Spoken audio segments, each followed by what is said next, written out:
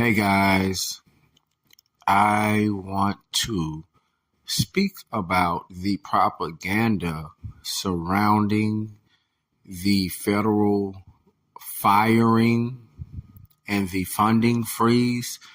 There appears to be a lot of smoke and mirrors about this subject. I'm going to speak directly, and I'm really want to speak to the international people that listen to me because do not believe the hype. I am going to be completely honest with you. There is nobody that comes from the urban environment that gives any crock about anybody losing their job in the federal government over here. And why? Is because most of us actually try to enjoy our lives, and we had a couple of run-ins here and there. So that automatically disqualifies us from a federal job in the first place. You understand what I'm saying? So the people that they are referring to in this news and propaganda that they are spewing to you guys, those are the people that think that they are better than us usually in the first place. And those in that group that do not are really with us. They're just blending in and playing their part.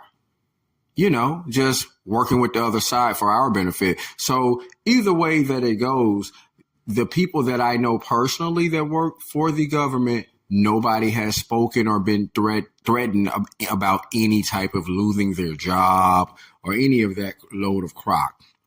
There was some talk about the people that will lose their job if they don't want to continue to work from home, as that was provoked by the COVID-19 pandemic. And, that's up for speculation.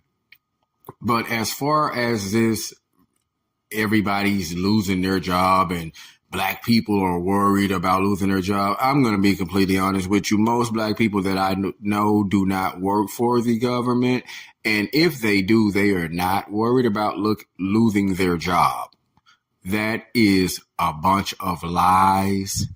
I was watching, I believe, NBC, and they were telling this load of crock to you guys.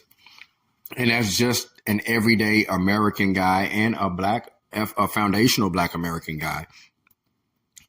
I can speak pretty much for a lot of us that I don't know anyone that's really worried about losing their job behind this Donald Trump thing. And if they were, they knew when Donald Trump got in office that they probably wasn't going to be working that much longer anyway, because they just don't like the guy. And they wasn't going to work for him anyway because they just don't like him and they don't agree with his policies or his views. And that's perfectly fine also. But as far as the narrative that they're trying to sell you guys, absolutely not. We are not with that. Also, the protest. Man, that stuff is really funny because there is no logic behind that for the people that actually are losing. Look, why would we be happy with people that are illegal getting our resources that we have worked? They actually take that out of our check. Like when you go to a job over here, they take it out of your check. And they're telling us that we're not even going to benefit from it. For a lot of us that I'm 40. And they're telling me that since I've been working my whole life, since 14 years old, well, none of the money they've been taking out for any of that stuff is going to go to me because basically it's been squandered away. So we're not really feeling that because a lot of us are in that boat where we have to do things that our ancestors did not have to do at this point in time because they're giving the money to people who just did not even put into the system in the first place. So they should not be getting anything out. So these protests about people be getting mad about the defunding for the illegal immigrants and stuff like that makes no complete sense. Like, yeah, there should be some small balance for those that need political and safe asylum. But as far as people just mad because you just stopped, I mean, because the money stopped flowing to you. Like, I mean, there's a lot of other people over here that deserve to get something first. And I'm sure it's a lot of different types of people in America that have their different grievances. But we're all American, and we believe that we should come before you guys. So we're not even going to entertain that. That was completely preposterous to me, to even see all the protests and this and that based on everybody protesting Trump. Well, look, man, I don't go to work for you. When I wake up at 4 a.m. in the morning to go to my job, I'm not going to give away to somebody that just want to run over here. That's cool. You can do whatever you want to do, but I don't want to fund the operation. And I'm just going to be honest with you. That's just the average American pen. We don't want that. We don't want to waste our resources for other people's stuff. We don't like any of that. Like, that just doesn't even make logical sense. I don't believe anybody would like that anywhere. I mean, you working and they're just giving your stuff away, right? Now, there are certain people that are owed certain things, and that can always be rationalized, and it has a legal backing to it in some type of way, or at least an emotional, rational backing behind it in some type of way. But all of this, that about the protest, man, guys, look, the jig is up. Simply, the jig is up. You had a good run.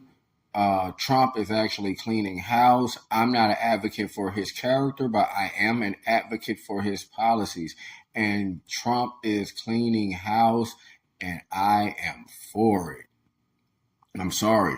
All of the people that's getting caught with their hands in the cookie jar, I already referenced this before. Yeah, that's why everybody's so mad. That's why all of the Democrats and all of those parties are mad, because there's so many people that have to explain. They got some explaining to do, y'all. I'm just saying, I mean, I've seen one article, I'm not going to put anybody's names out there, but about $2 billion. Come on now. Really? Y'all been getting us like that? We over here talking about getting reparations and stuff, and y'all really had the money. And not just that, you got the veterans over here that have been looking for something, and you've been got these people over here looking for something. You got some explaining to do, guys. You're mad that these guys caught your hand in the cookie jar.